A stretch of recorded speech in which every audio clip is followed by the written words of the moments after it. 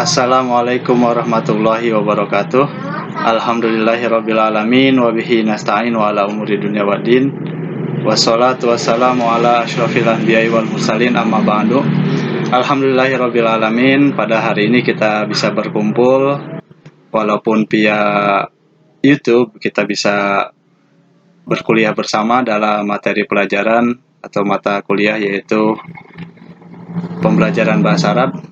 Tidak lama, mari kita mulai kegiatan perkuliahan kita pada hari ini dengan baca Al-Basmalah. Bismillahirrahmanirrahim. Minggu lalu kita belajar terkait tentang sistem kesatuan. Selanjutnya kita masuk ke sistem cabang. Sistem cabang ini berlawanan dengan sistem kesatuan, di mana pada hari ini kita akan mengkaji terkait tentang pengertian, kelebihan, dan kekurangan serta contoh-contoh daripada sistem cabang ini. Oke, pengertian sistem cabang sekumpulan materi pelajaran yang terpisah secara mandiri. Jadi kalau di sistem kesatuan itu beberapa ilmu bahasa Arab, misalnya nahwu, kemudian ada shorof, kemudian ada mutola'ah atau qiraah, ataupun alkitabah dijadikan satu, ya disebut sebagai sistem kesatuan. Sedangkan sistem cabang ini terpisah, berdiri sendiri. Misalnya ilmu nahwu, dia berdiri sendiri dengan pelajaran ilmu nahwunya, kemudian ilmu shorof dengan ilmu shorofnya, kemudian al-mutola'ah dengan mutola'ahnya, ataupun imla dia berdiri sendiri, ataupun al-balaghah dia bisa berdiri sendiri. Nah, ini disebut pengertian daripada sistem cabang. Lalu, pelajaran bahasa Arab terbagi ke beberapa cabang yang memiliki kurikulum. Jadi, sistem cabang ini memiliki kurikulum yang berbeda dengan sistem kesatuan. Memiliki buku pelajaran sendiri dan juga memiliki alokasi waktu sendiri. Maka kita sebut dalam bahasa Arab sistem cabang ini sebagai nizamul furu'. Ya, nizam artinya sebuah sistem, al-furu' asal kata dari far'un, jamaknya yaitu furu', al-furu'. Oke, selanjutnya tujuan pokok dan karakteristik sistem cabang ini. Tujuan pokoknya hanya satu, yaitu menguasai ilmu-ilmu bahasa Arab saja. Yang sistem kesatuan itu terampil dalam menggunakan bahasa Arab, sedangkan tujuan pokok daripada sistem cabang ini menguasai ilmu-ilmu bahasa Arab. Adapun karakteristiknya, karakteristik sistem cabang ini memiliki alokasi waktu terbagi, kemudian memiliki kurikulum sendiri, memiliki daras atau buku pelajaran sendiri, dan memiliki guru ya yang menilai sesuai dengan tujuan pokok. Tujuan pokoknya yaitu menguasai ilmu-ilmu bahasa Arab. Oke, selanjutnya kelebihan dan kekurangan daripada sistem cabang ini. Kelebihannya, seseorang atau seorang murid ketika dia diajarkan oleh sekolah atau lembaga ataupun pesantren yang di dalamnya memiliki sistem cabang, maka pelajaran bahasa Arabnya lebih mendalam dibandingkan dengan sistem kesatuan. Jadi dia menguasai ilmu nahwu dalam sekali, sampai ranting-rantingnya daripada ilmu nahwu dia menguasai. Kemudian juga masalah bisa tuntas, masalahnya bisa tuntas. Misalnya pembahasan tentang mubtada sedetail mungkin dijelaskan oleh gurunya, ya khobar juga dijelaskan sedetail mungkin oleh gurunya. Ini kelebihan daripada sistem cabang, mendalam, kemudian masalah bisa tuntas. Sedangkan kekurangannya, pemilihan unit akan merusak substansi bahasa. Kemampuan bahasa tidak seimbang. Pemilihan unit akan merusak substansi bahasa. Substansi bahasa yaitu bisa berkomunikasi, salah satunya. Maka daripada itu ini bisa merusak. Jadi hanya misalnya kalau dalam bahasa Arab ada nahwu shorof, dia menguasai nahwu shorof, tapi dari segi untuk berbicara dengan bahasa Arab agak kesulitan. Nah, ini pemilihan unit akan merusak substansi bahasa.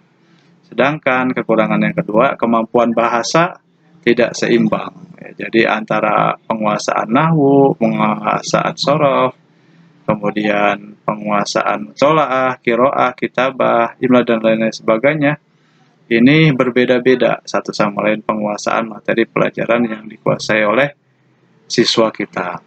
Oke, ini kelebihan dan kekurangannya. Kita lanjutkan. Contohnya, nah ini kita teknisnya atau prakteknya. Atau dalam ilmu nahwu atau pelajaran nahwu atau pelajaran kaidah atau qawaid, kaidah-kaidah bahasa Arab. Jadi langkah-langkahnya ada dua jenis, nanti kita akan terangkan di akhir. Kita susun sebagaimana contoh dulu. Ya, jadi guru menjelaskan contoh-contohnya. Contohnya kita kasih contoh ke anak-anak murid. Kemudian kita menerangkan, ya menerangkan apa yang ada di contoh. Kemudian kita kasih kaidahnya. Kemudian setelah kita kasih kaidah, anak-anak mengerti, contoh juga sudah mengerti, penerangan juga dari kita sudah. Kemudian kaidahnya. Setelah kaidah sudah kita jelaskan, kemudian kita kasih anak-anak tugas atau latihan. Ini misalnya di buku Nahwu Wadih bisa Anda buka yang paling mendasar, yaitu buku Nahwu Wadih. Contohnya dalam ilmu nahwu, di situ ada an-nakirah wal ma'rifah. Contohnya dulu kita kasih keterangan. Misalnya Fidurji kitabun, sakoto manzilun fi syari'ina, dan lain-lain. Sa'ala rojulun an walidi, kemudian rokiba sodiki jawadan, kemudian akibal mudarris tilmidan atau akobal mudarris tilmidan. Nah, ini contoh yang harus kita berikan ya daripada pelajaran ilmu nahwu. Kita baca dulu, kemudian setelah contoh kita berikan, lalu kita kasih keterangan. Misalnya keterangan daripada nakiroh. Jika kita perhatikan setiap kata pada kalimat tadi ada kata-kata yang tidak menunjukkan benda tertentu yang kita kenal, seperti kitabun tadi di belakang, ada di atas tadi, kemudian ada manzilun, ada rojulun, ada jawadun, ada tilmidun. Nah, kata kitab, kata manzil, kata rojul, kata jawad, kata tilmid adalah kata yang tidak menunjukkan benda tertentu yang sudah dikenal. Karena tidak memiliki kejelasan identitas, nah poinnya ini, karena tidak memiliki kejelasan identitas atau umum tentang jenis buku tersebut, tentang manzil tersebut, tentang rojul tersebut, maka kata-kata disebut sebagai nakirah. Oke, ini keterangannya. Lalu keterangan yang kedua. Selain itu ada kata-kata yang menunjukkan benda tertentu spesifik, tadi umum, sekarang khusus. Yang kita kenal yaitu ad-durju syari'ina, walidi, sodiki, kemudian ada al-mudaris.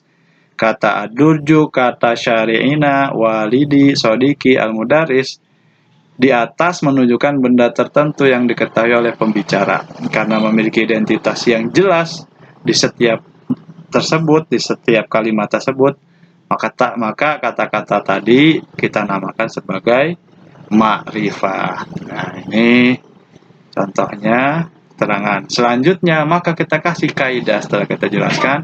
An-nakirah hiya ismun yadullu ala syai' ghairu muayyan, atau yang al-ma'rifah ismun yadullu ala syai'in muayyan. Ini kaidahnya.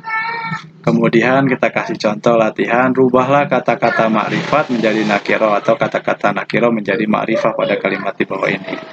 Misalnya rokiba khadimun alihson, sami'atemiz darsan mufidan, dan lain-lain. Ini contoh daripada ya sistem cabang. Selanjutnya, metode pembelajaran qawaid atau nahwu itu ada dua. Yang tadi kita jelaskan ya pakai metode istinbat, yaitu contoh, kemudian penjelasan, kemudian kesimpulan dan kaidah. Sedangkan yang biasa di pesantren-pesantren salaf itu pakai hafalan, kemudian dijelaskan oleh kiai kita atau ustadz kita, kemudian dikasih contoh. Sistem gabungan. Selanjutnya kita masuk ke sistem yang ketiga, yaitu sistem gabungan, pengertian keterikatan antara aspek bahasa. Mengapa harus ada sistem? Pengertian ini adalah gabungan antara sistem kesatuan dan sistem cabang, kemudian memanfaatkan kelebihan dan mengatasi kekurangan. Poinnya adalah sistem gabungan ini memanfaatkan kelebihan yang ada di dua